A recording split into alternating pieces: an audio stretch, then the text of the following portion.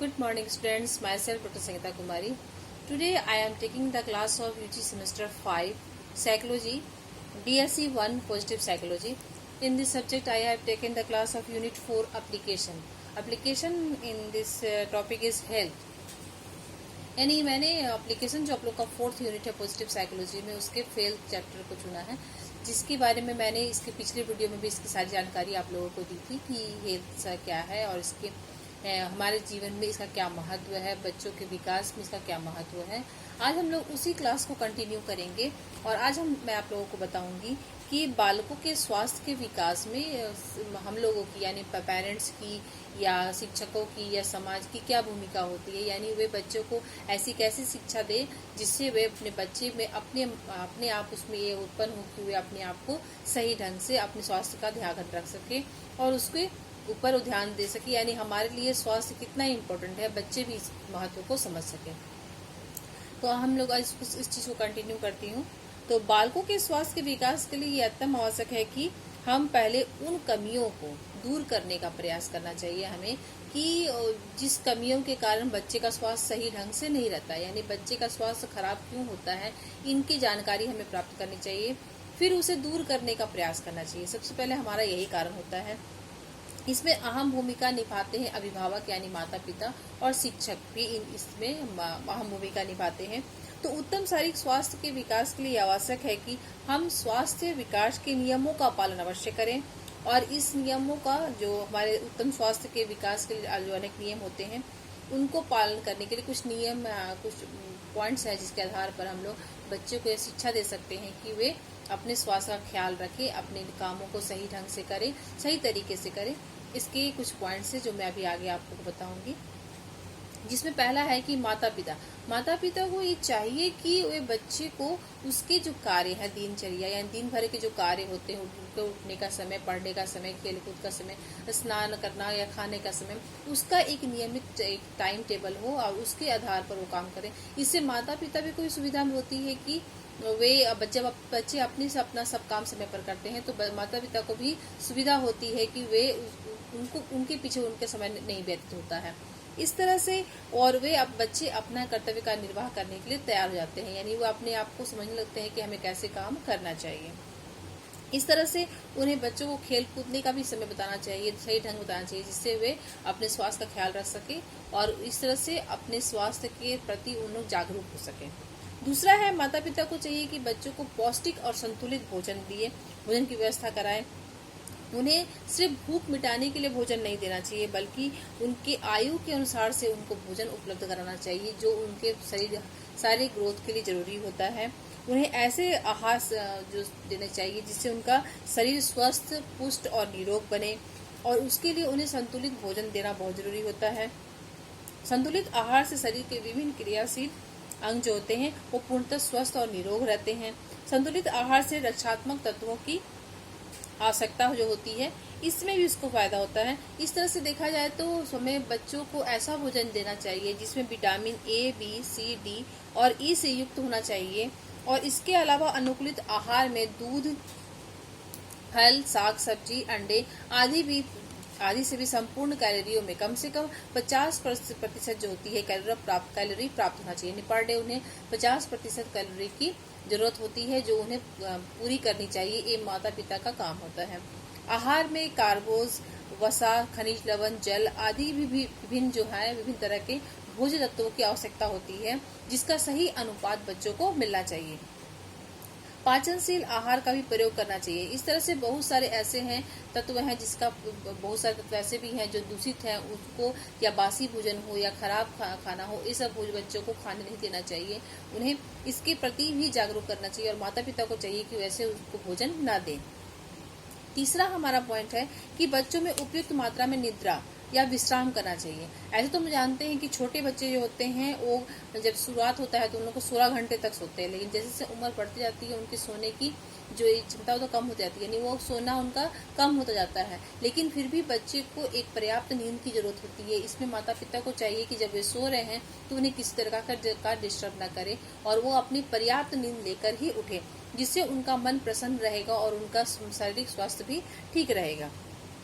इसके बाद हमारा चौथा है कि बच्चों के शारीरिक स्वास्थ्य का उत्तम विकास के लिए आवश्यक है कि उसे शुद्ध हवा और धूप पर्याप्त हो, यानी उन्हें विटामिन डी पूरी तरह से मिले, यानी धूप की भी आवश्यकता पूरी तरह से होती है।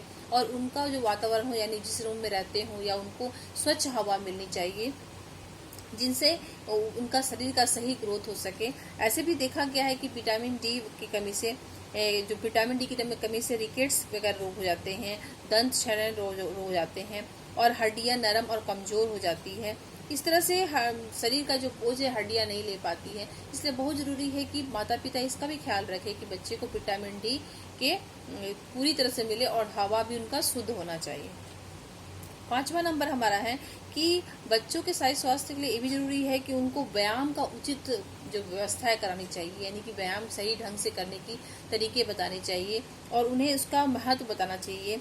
इससे क्या होता है कि व्यायाम करने से शरीर में रक्त का भ्रमण जो होता है वो ठीक ढंग से होने लगता है और श्वास क्रिया में तीव्रता आ जाती है।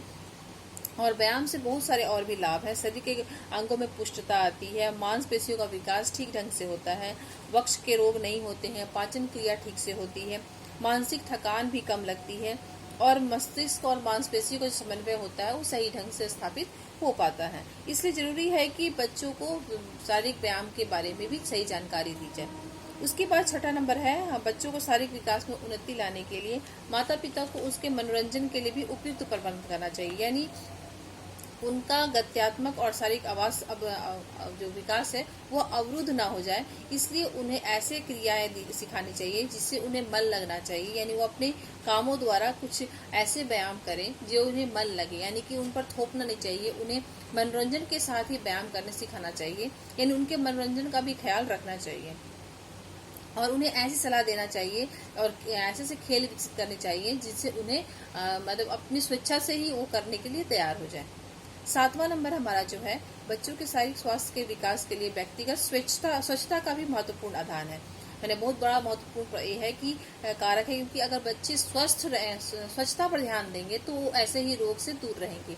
यानी बच्चों में ये ध्यान देना चाहिए कि वे अपनी स्वच्छता का ख्याल रखें, अपने आप को स्वच्छ रखें, अब गंदे में नहीं खेलें या अपने में ही स्वच्छ होने की भावना हो, अपने शरीर को स्वच्छ रखें, बालों को अच्छे से धोएं, दांत को भी अच्छे से साफ करें, यानी अपने नाखूनों को समय पर काटें। इस तरह से उन्हें ही इस चीज की जानकारी देनी चाहिए ताकि वे इसका अपने ही ख्याल रखें।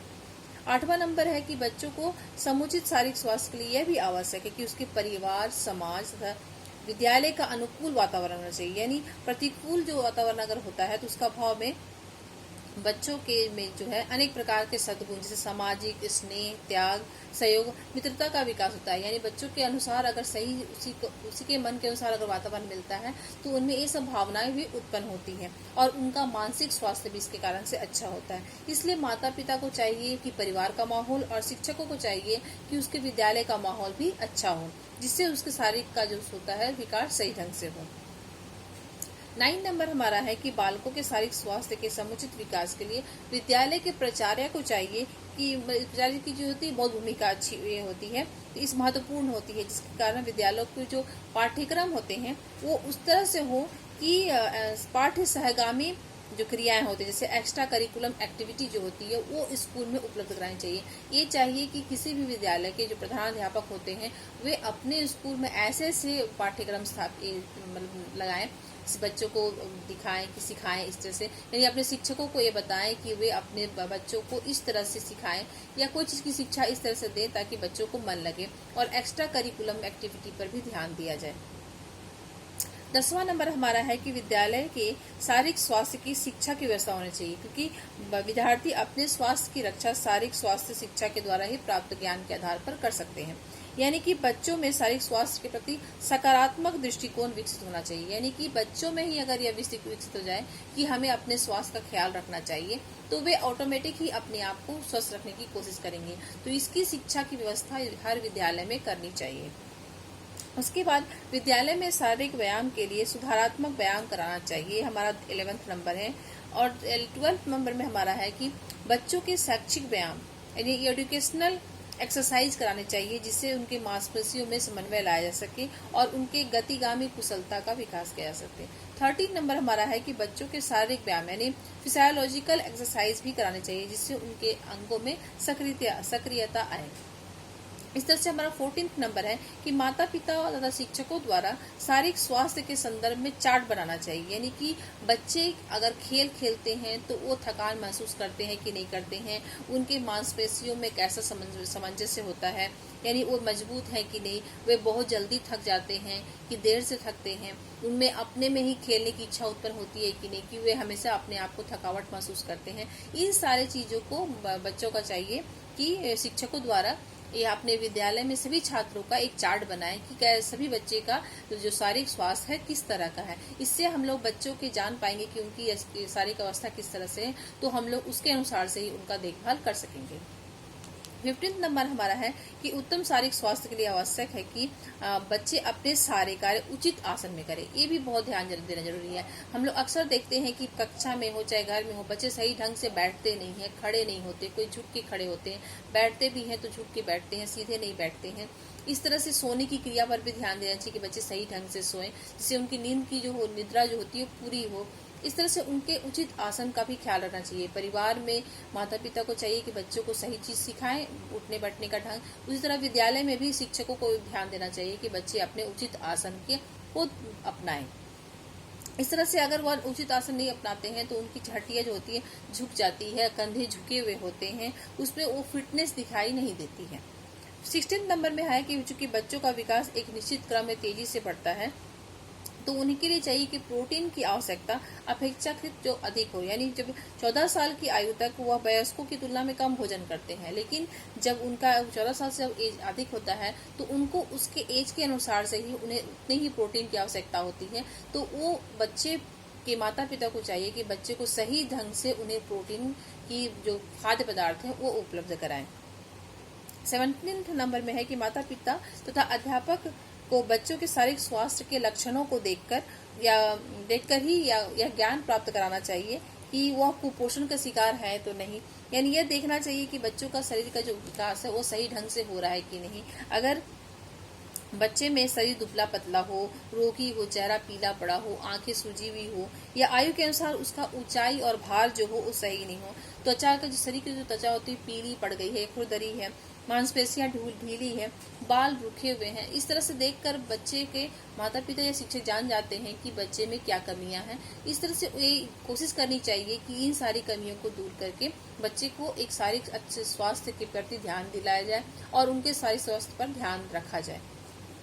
18th नंबर हमारा है कि माता पिता और शिक्षकों को चाहिए कि बच्चों को उन बीमारियों के बारे में जानकारी प्राप्त करनी चाहिए जो एक से दूसरे में फैलती है, यानी संक्रामक रोग। यानी बच्चों को ये शिक्षा देनी चाहिए स्कूल में भी और घर में भी कि संक्रामक रोग कैसे होते हैं, उनसे कैसे बचा जा सकता है, ताकि बच्चे लोग अपने आसपास के दोस्तों या अपने आसपास के मोहल्ले में देखकर ये समझ सके कि संक्रामक रोग कौन सा है और उससे वो अपनी दूरी बनाए और उससे दूर रहें और अपने आप को उससे बचाव करते हुए अपने आप को स्वच्छ कैसे रखें, इसका भी ध्यान देना चाहिए।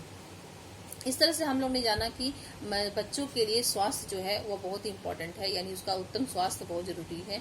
आज के लिए इतना ही। नेक्स्ट वीक जो हम वीडियो है मैं दूसरे वीडियो में दूसरे टॉपिक के साथ में आपके पास आऊंगी। आज के लिए इतना ही। Thank you.